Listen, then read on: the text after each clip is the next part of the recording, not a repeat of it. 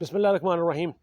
पाकिस्तान तहरीक इंसाफ से बल्ला फिर छीन लिया गया। अदालत ने दिया था, अदालत नहीं छीना और अब ये मामला फिर बड़ी अदालत को ही तय करना पड़ेगा। इसलिए कि पेशावर हाई कोर्ट का फ़ैसला था, पहले इलेक्शन कमीशन का फ़ैसला कि जी बल्ला निशान ले लिया जाए, इंट्रा पार्टी इलेक्शन जो है इनके गलत हैं। उसके बाद फिर ये हुआ था कि ये वाला मामला जो था इलेक्शन कमीशन का, ये पेशावर हाई कोर्ट में चैलेंज हुआ। पेशावर हाई कोर्ट ने इनको हुक्म इम्तना दे दिया, हतमी फ़ैसला नहीं दिया था, हुक्म इम्तना दिया था और उसके तहत जो इलेक्शन कमीशन का बल्ला लेने वाला फ़ैसला था उसको रोक दिया था। तो यूँ कहा जा रहा था कि जी बल्ला जो है वो वापस मिल गया है। लेकिन इसके ऊपर इलेक्शन कमीशन ने अमल दरामद नहीं किया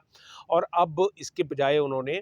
जो एक रिव्यू अपील थी वो दायर कर दी पेशावर हाई कोर्ट में ही। अब उसी रिव्यू अपील पर ही ये फ़ैसला हुआ है कि वो जो हुक्म इम्तना दिया गया था वो वापस ले लिया गया। उसका नतीजा ये हुआ है कि बल्ले का निशान जो है वो अब तहरीक इंसाफ के पास नहीं रहा। ये अब हतमी फ़ैसला आ गया है, हुक्म इम्तना वापस हो गया और जो अपील है इलेक्शन कमीशन की वो मंजूर कर ली गई। इलेक्शन कमीशन का इसमें ये मौक़िफ़ था कि उनको सुने बगैर हुक्म इम्तनाई जारी किया गया। इसके अलावा इलेक्शन कमीशन ने एक और ये कानूनी नुक्ता रखा था कि ये जो पेशावर हाई कोर्ट ने फ़ैसला दिया है ये इनकी डोमेन से बाहर है, क्योंकि पूरे मुल्क में जो इलेक्शन वाला मामला है वो सिर्फ़ एक सूबे की जो हाई कोर्ट है उसको देने का इख्तियार जो है वो नहीं है। तो इस हवाले से ये अब मामला जो है अब ये जाएगा सुप्रीम कोर्ट में, क्योंकि बैरिस्टर गौहर खान जो कि आज अडियाला जेल के बाहर थे, उस वक्त उन्होंने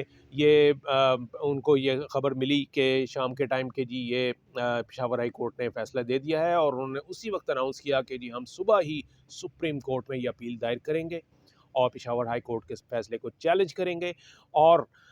उसमें फिर जो है वो ये कह रहे हैं कि जी वहाँ से फिर हतमी फ़ैसला जो है वो हमारे हक़ में आता है। तो ऐसी सूरत में हम पूरी जो है वो जो यानी अपना केस जो है वो सुप्रीम कोर्ट के सामने रखेंगे। तो अब कल ये अपील दायर होनी है, उसके बाद फिर इसको लिस्ट किया जाएगा, यानी इसको समाअत के लिए इसको नंबर लगाया जाएगा, फिर इसके ऊपर बेंच तश्कील होगा और ये काम कितनी जल्दी होता है, ये चीज़ जो है तहरीक इंसाफ तो ये चाहेगी कि फ़ौरी तौर पर ये ऐसा हो जाए। लेकिन अदालत की भी अपनी प्रायोरिटीज़ होती हैं, ख़ास तौर पर इन दिनों जो केसेस चल रहे हैं जिसमें कि पाकिस्तान तहरीक इंसाफ के वकला जो हैं वो चीफ़ जस्टिस कादी फ़ाइज़ ईसा की अदालत में पेश हो रहे हैं, तो उन्हें बड़ा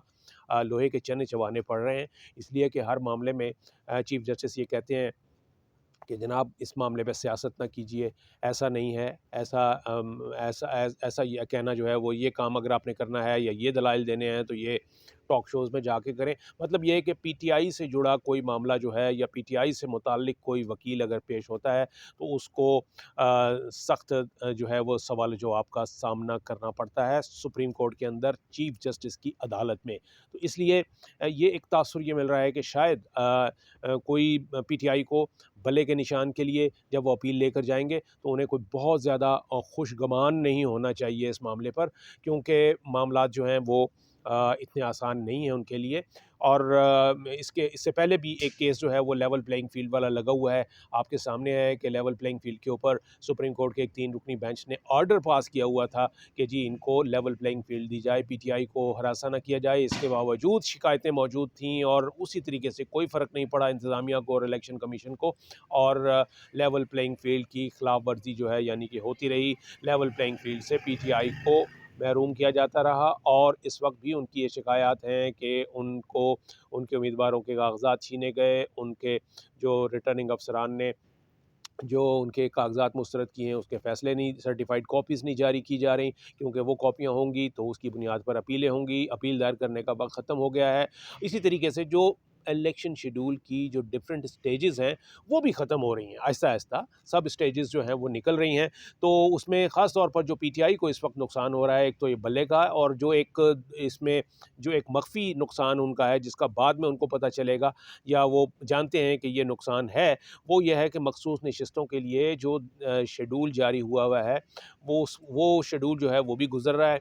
अगर तहरीक इंसाफ को पार्टी के तौर पर नहीं माना गया, इनको बल्ले का निशान नहीं दिया गया, तो ऐसी सूरत में ये मखसूस नशस्तों से हाथ धो बैठेंगे और ये मखसूस नशस्तें जो हैं मामूली नहीं हैं। 70 नशस्तें कौमी असम्बली की हैं और कम अज़ कम 200 के करीब, पौने 200 के करीब मजमूई तौर पर नशस्तें जो हैं वो सूबाई असम्बलियों की हैं, जो कि ख़वातीन के लिए मखसूस हैं और माइनॉरिटीज़ के लिए मखसूस हैं। तो ये तकरीबन 225 के करीब नशस्तों से आप सूबाई असम्बलियों असम्बलियों में और कौमी असम्बली में हाथ धो बैठेंगे, आपका 1% भी इसमें शेयर नहीं होगा अगर आपको बतौर पार्टी जो है वो एक्नॉलेज नहीं किया जाता। तो ये बहुत बड़ा नुकसान है।